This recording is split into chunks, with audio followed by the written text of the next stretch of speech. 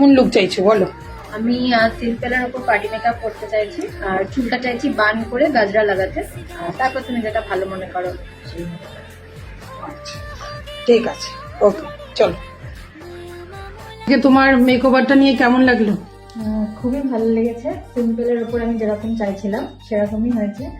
আমি খুব স্যাটিসফাইড, এবং সামনে আমার কিছু কাজের জন্য আমি তোমাকে বুকও করে দিচ্ছি। ওকে, থ্যাংক ইউ।